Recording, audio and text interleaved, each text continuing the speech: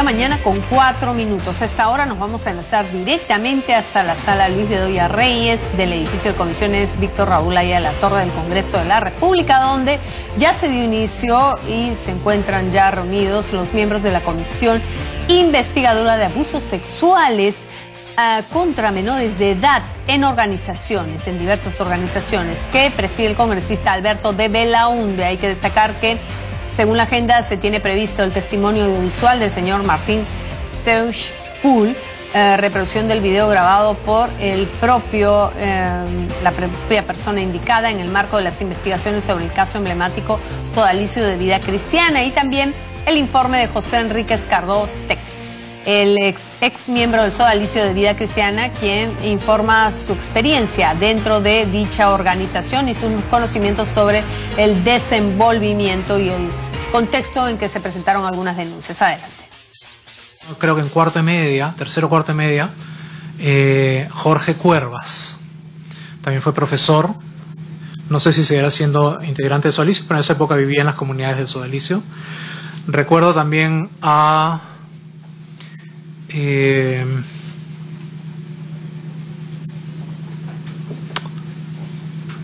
se me dio el nombre de uno, no recuerdo exactamente el nombre, pero obviamente el que más recuerdo es el que fue mi profesor en quinto de media, que terminó siendo uno de los principales abusadores psicológicos y físicos que yo tuve mientras estuve en el Sodalicio, que es Alfredo Draxel, a quien yo he dedicado más de una columna independiente a las que dediqué en su época, pero fue una de las primeras personas a las que yo denuncié de abusos físicos y psicológicos, junto con el arzobispo de Piura, José Antonio Uren, ¿no?, el actual arzobispo de Piura. Ambos en las mismas situaciones en las comunidades de prueba, fueron, realizaron directamente acciones de abuso físico y psicológico en mi contra, ¿no?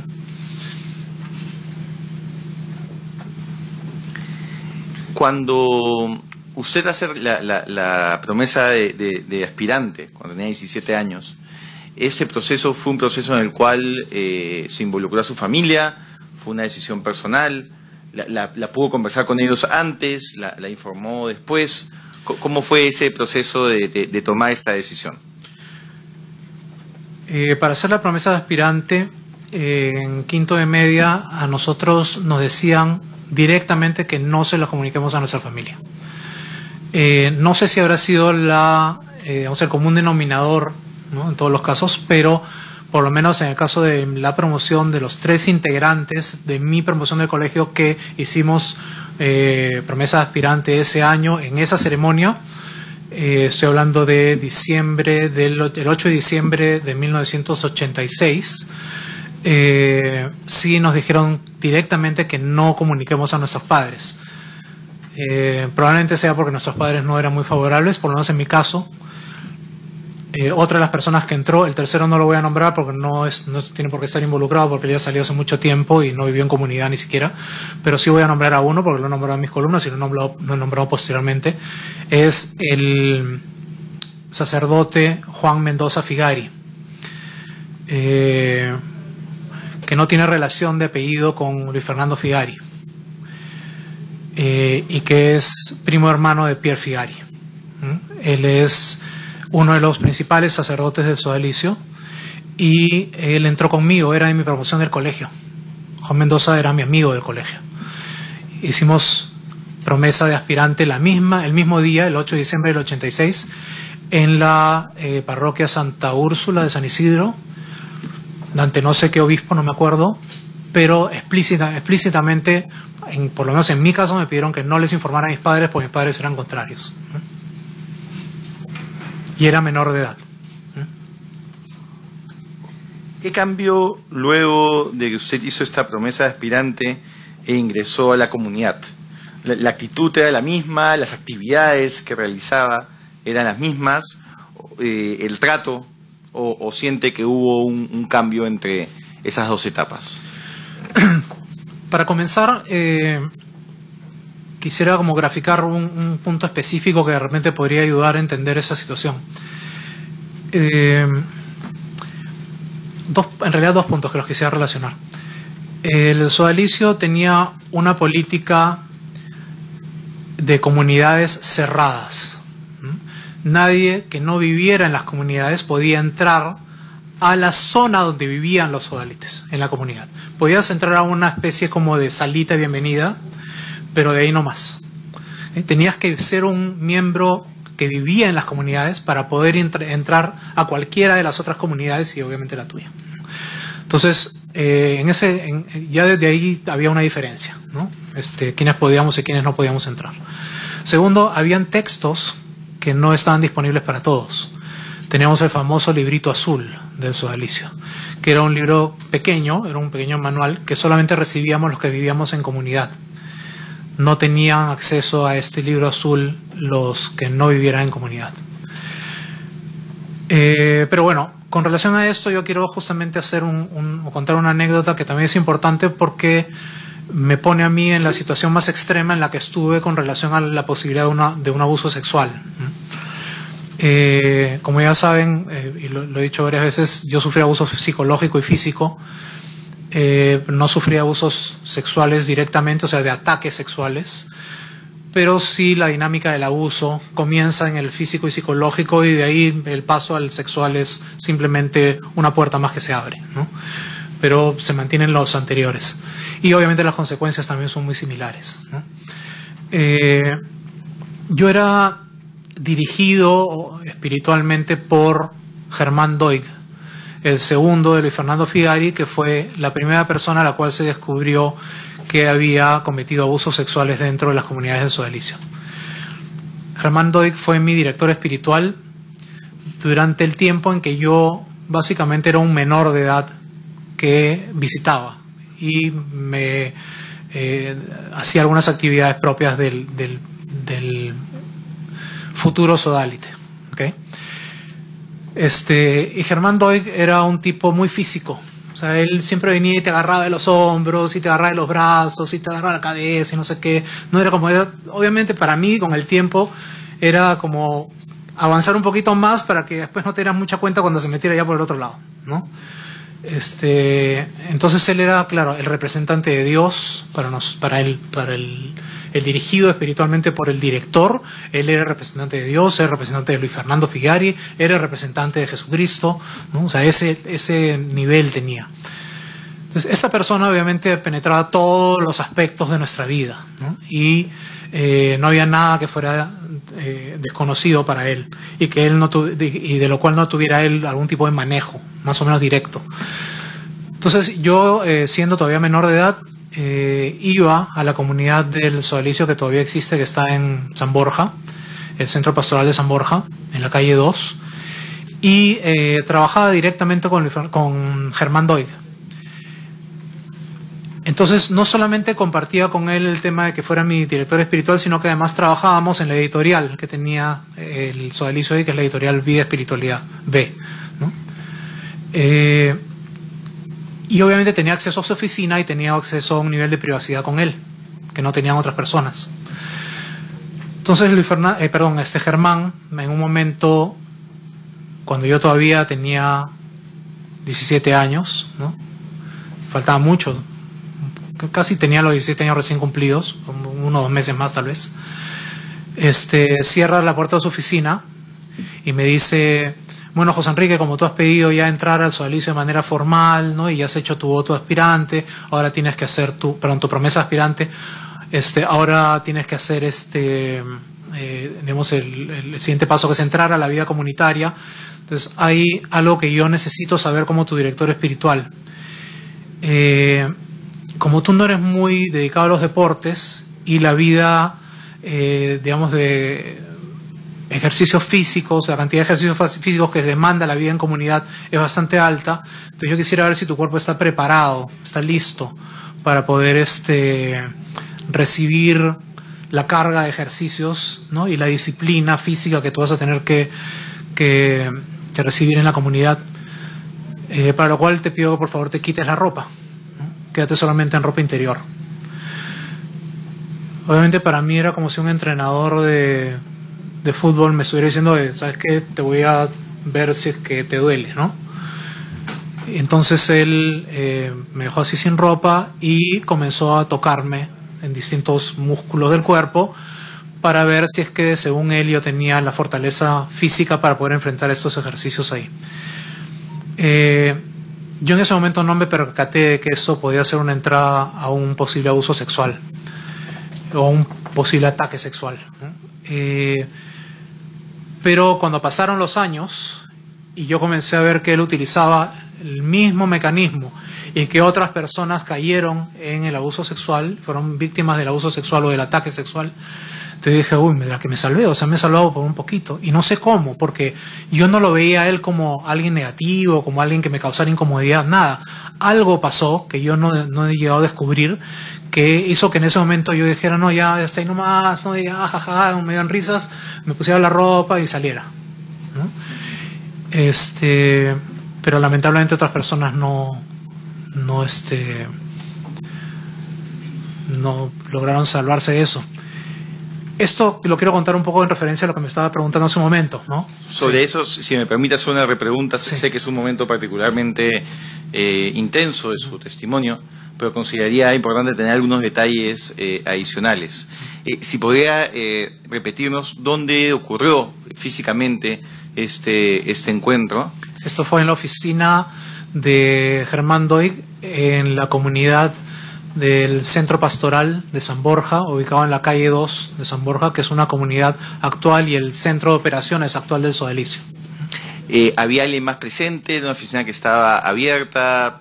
¿Ventanas? ¿O era una...? No, era como la oficina de un psicólogo en una fiscalía, una cosa así, ¿no? En una puerta que uno entraba y como que había una pared y nada más, y un escritorio, nada más. No era completamente cerrado, no había acceso a nadie.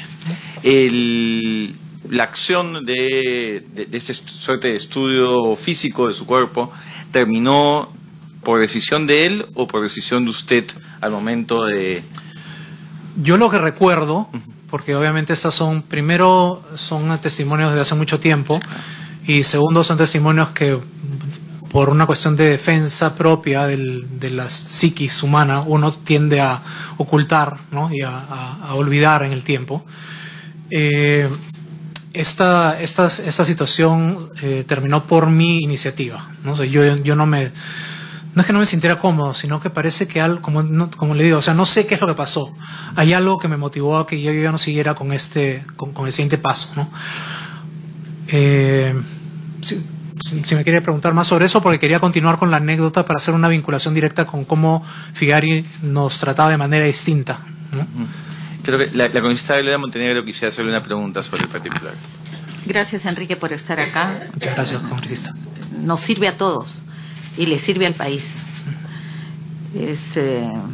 Hemos escuchado en el transcurso de este trabajo muchísimas experiencias sumamente dolorosas, pero hay que acudir ahí no solamente para sistematizarlas, sino para ver qué hacemos para que eso no más vuelva a suceder. Cuando a ti te pasa todo esto, supongo que han habido promociones anteriores que ya la han vivido. Nadie te comentó antes de esto lo que ellos habían pasado y de qué hay que cuidarse, por un lado. Y por otro lado, ahora que no solamente hay más apertura de la iglesia, más apertura desde la sociedad y más apertura desde nosotros para estar atentos a quienes tenemos hijos, hombres y mujeres, para tener el sumo cuidado de dónde van los chicos, qué tipo de educación llevan y cómo les garantizamos su seguridad emocional. ¿Qué se tendría que hacer para esa protección que en todos los escenarios se debe tener, ¿no? Bien, de una otra manera creo que las dos preguntas están vinculadas. He encontrado algún punto de relación entre ambas. Los que venían antes de nosotros, primero San Bartolo, que era esa comunidad de formación del Sodelicio, o esas comunidades, porque eran más de una, donde se ejercían la mayor cantidad de abusos físicos y psicológicos, era muy reciente, ¿no? O sea, San Bartolo había comenzado creo en el 84-85, o sea, ahí nomás, ¿no? Yo creo que debe haber sido de las 3 primeros grupos que entraban a San Bartolo, 3 o 4 primeros grupos que entraban a San Bartolo. De mi colegio, no habían, que yo tuviera conocimiento, miembros anteriores que hubieran entrado al sodalicio. Mi promoción fuimos solo 3, ¿no? Entonces fue digamos, el filtro era de 90 y tantos terminadas en 3, 2, 1, ninguno, ¿no? Entonces no teníamos mucha referencia de qué es lo que pasaba ahí adentro, ¿no? En segundo lugar, también con relación a esta pregunta, tiene que ver mucho con lo que decía al comienzo. Si estas prácticas provinieran de una secta destructiva, sí, no, ten cuidado, ¿no? Pero como provenían de una institución aceptada por la Iglesia Católica, entonces se aceptaban socialmente. Sí, socialmente aceptadas de todo punto de vista. Aceptadas por el colegio, aceptadas por los padres, aceptadas por las propias víctimas, ¿no? Bien, y lo otro, ¿qué se tendría que hacer? Yo no sé, es como muy complicado. Creo que una de las cosas que yo he dicho ya desde hace un tiempo es que, y también lo tuiteé previamente a esta sesión, hace un par de días, creo que la batalla principal ya la hemos ganado, ¿no? Que es esta información a la sociedad, ¿no? La gente que entra a Google y pone sodalicio ya no encuentra lo que Luis Fernando Figari quería que encuentren, ¿no? Ahora encuentra lo que nosotros, los sobrevivientes, queremos que sepan del sodalicio, ¿no? Entonces eso yo creo que es una de las victorias principales, ¿no? Lo demás no puede avanzar porque no está en nuestras manos, ¿no? No está en nuestras manos el Vaticano, no está en nuestras manos la justicia peruana, y no está en nuestras manos el nivel de control que nosotros podemos ejercer sobre esas instancias. ¿De quién están en manos? De los perpetradores de los abusos. Son parte de la Iglesia Católica que los protege, y ya eso lo hemos visto. Eso yo no lo tengo que decir acá, ¿no? Tal vez hace 19 años, cuando lancé mis denuncias, no estaba muy claro, ¿no? Alguna gente quería verlo de otra manera, pero ahora no, ahora está clarísimo que la Iglesia ha apañado, que la Iglesia ha manipulado, que la Iglesia ha apagado silencios, que la Iglesia ha movido curas de un lado al otro simplemente para que no los encuentren, pero que no ha atendido el problema de manera efectiva.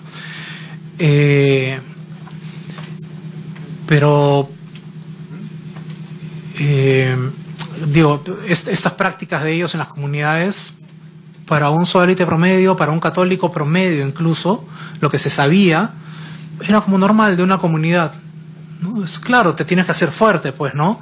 Porque vas a salir, pues, a vivir, sabe Dios cómo, en qué circunstancias, con los pobres y no sé qué. Entonces no vas a tener lo que tú, como hijito de papá del colegio Markham, tenías. Entonces te tienen que someter a un proceso para que te limpies de todo eso y puedas enfrentarte a situaciones para las cuales tú socialmente no estabas preparado. Pero lo veían como normal, ¿no? Incluso ya de manera enfermiza dentro del sodalicio también lo veían normal. Era un camino a la santidad, era un camino a la renuncia personal, era un camino a la obediencia, ¿no? Que era el principio fundamental del sodalicio.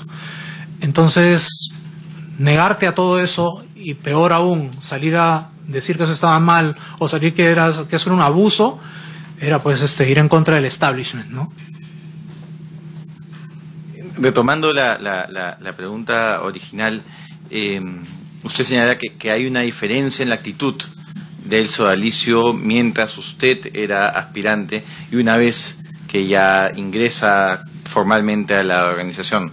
¿Nos podría detallar esas diferencias? Sí. Luis Fernando Figari y algunos otros más, como Germán Doigo, otras personas que estaban en ese mismo nivel, ¿no? De los superiores del sodalicio, eran figuras icónicas, ¿no? Eran rockstars de la religión, ¿no? Entonces, ver a Luis Fernando Figari era pues como irte a un backstage de, no sé, pues tu banda preferida, y más aún, ¿no? Porque te ibas a encontrar con Jesucristo Superstar, ¿no? Entonces era impresionante realmente lo que producían nosotros. Entonces había una expectativa, ¿no? De conocer a Figari, de darle la mano, de mirarlo a los ojos, de que te mire, de que te diga algo, para que eso te quede como visión de vida, ¿no?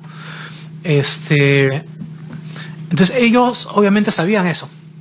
Entonces ellos tenían que fomentar en nosotros esa actitud hacia ellos, ¿no? Entonces tenían que generar, ¿no? ese misterio, esa sensación de superioridad, pero a la vez cercanía, ¿no? que nos daban estas grandes personalidades divinas a las que nosotros íbamos a podernos acercar en algún momento. Cuando entrabas a vivir en comunidad ya no era eso. Cuando entrabas a vivir en comunidad ya habías pasado por el filtro de que Figari te viera y te eligiera. Ahora eras uno de la élite. Entonces ahora ya eras un cómplice de Figari. Obviamente no sabíamos de qué estábamos siendo cómplices, pues no conocíamos lo que pasaba. Pero sí, los abusos físicos y psicológicos, que lo tomábamos como una parte de nuestra formación, no lo tomábamos, como dije hace un rato, como algo anormal o que nos podía llamar nuestra atención de manera especial. Cuando vivías en la comunidad tú esperabas que llegara Figari, ¿no? Pero también temías que llegara Figari, ¿no? O sea, Figari es esta figura ya no tanto del rockstar, sino era del líder que te va a mirar a los ojos y no solamente te va a traer hacia él, sino que también te va a rechazar. Te va a rechazar porque no lo mereces. No mereces que Figari te hable. No mereces que Figari te mire, ¿no? Y obviamente a los que habían sido o eran víctimas de abuso sexual, no mereces que Figari te toque, ¿no? O sea, era como un premio que Figari se fijara en ti de esa manera. Entonces, no solo Figari, Doig y todos los demás, ¿no? Entonces ya el trato cambiaba, ¿no? Tú ya estabas dentro de una institución, una organización en la cual ya tú sabías más o menos que ya tu función no era que te atraigan, sino atraer gente, ¿no? Tu función era quedarte y tú ser ahora el apóstol, ¿no? Ya no ser el traído por el apostolado de otros. Entonces tenías una responsabilidad, ¿no? Y eso se plasma también en una anécdota que quisiera contar de cómo es que Figari nos manipulaba y cómo particularmente me manipuló a mí. Yo cuando comencé a tener las primeras dudas en mi vida comunitaria y comencé a hablar con los líderes de las comunidades en las que yo vivía para salir de ahí, irme a mi casa y poder trabajar, pero seguir siendo un sualite externo, ellos durante meses me decían que no, que yo estaba contraviniendo el plan de Dios y que me iba a ir al infierno y que además mi vida normal ya no se iba a poder dar porque la sociedad me iba a rechazar, ¿no? Porque yo había rechazado mi vocación, etcétera, etcétera, y que Dios como que más o menos me iba a hacer pagar eso, ¿no? Entonces eran meses llorando en el baño solo, ¿no? De no saber qué hacer porque ni siquiera te podías ir solo, tenías que irte acompañado con alguien a Lima, ¿no? Entonces siempre estabas como protegido, cuidado por alguien. El temor, todo esto. Finalmente yo doy un paso más en mi avance formal y institucional y doy un examen que se llama el examen de probando, ¿no? Ese examen era con un jurado que era Figari y 3 más, ¿no? Y nosotros estudiamos todo el año en la comunidad para este examen y los 4 o 5 integrantes del jurado nos decían, ya, ahora habla de este tema. Y tú tenías que exponer nada más. Y era con una mesa así toda como con un crucifijo, ¿no? Todo era medio oscuro, no era así medio como la Inquisición, con unos estandartes del sodalicio, con la espada flamígera y cosas así, ¿no? Figari al centro, ¿no? La Virgen, cosas así, ¿no? Entonces cuando yo termino de dar el examen, yo espero afuera a que salga Luis Fernando con los demás. Y Luis Fernando se acerca, o sea, me escoge entre todo el grupo y se acerca donde mí.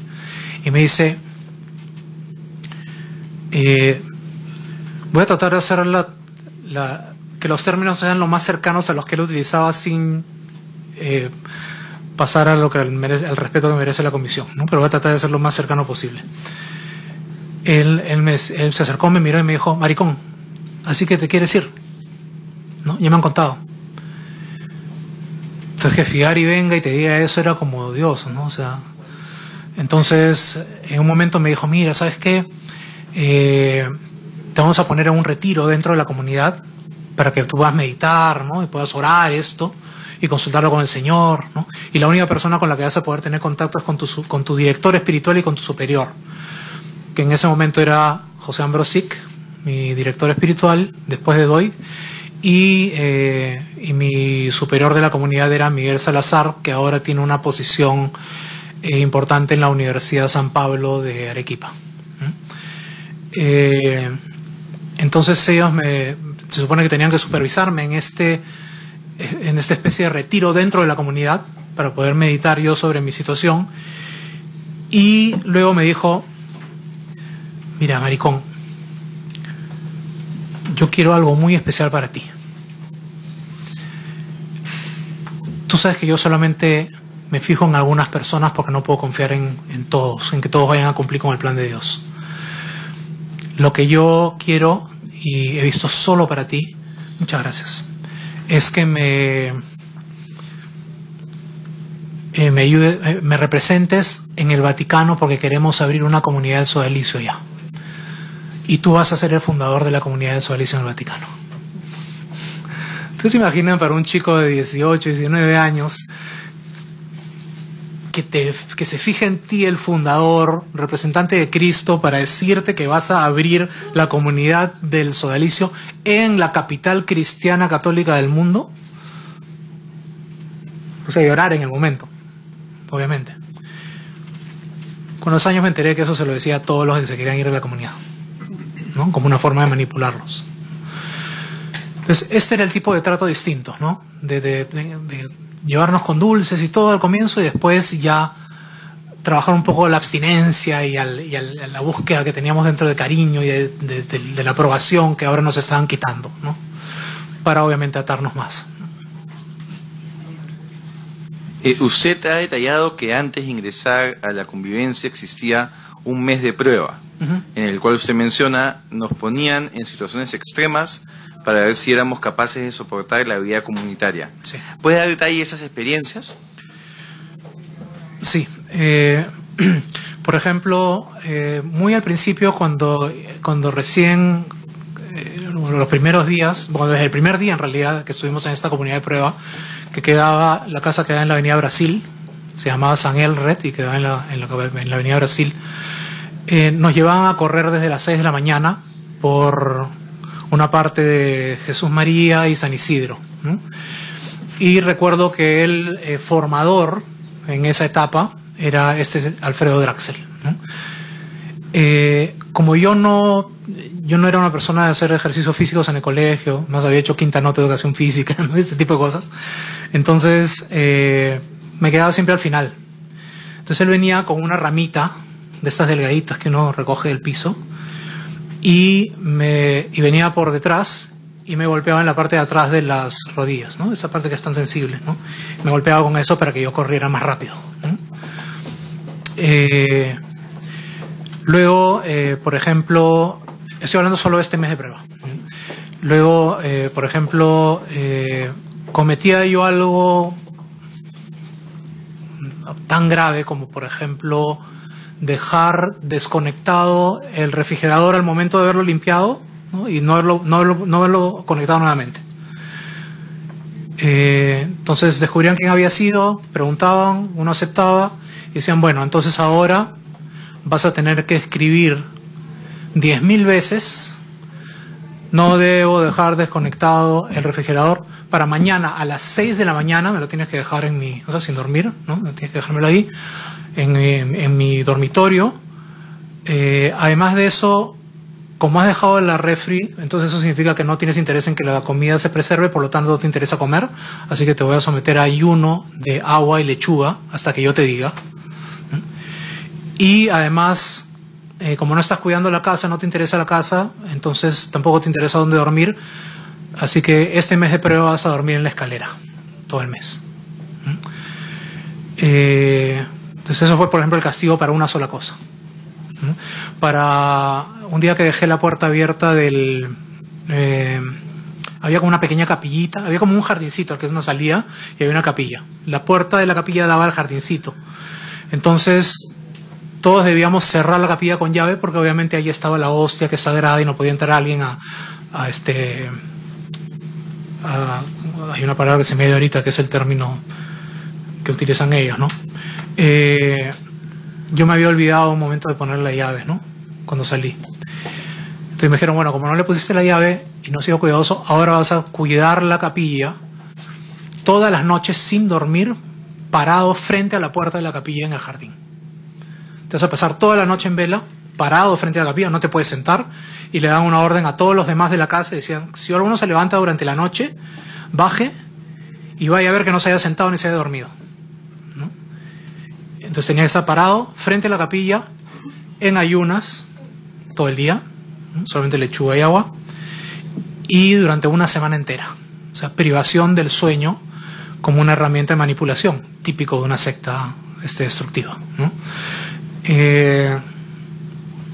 Y yo con los años me enteré de que esto era incluso, te podía causar un peligro de muerte, el no dormir durante una semana y estar parado en esas circunstancias. O sea, ese tipo de cosas nos hacían, ¿no?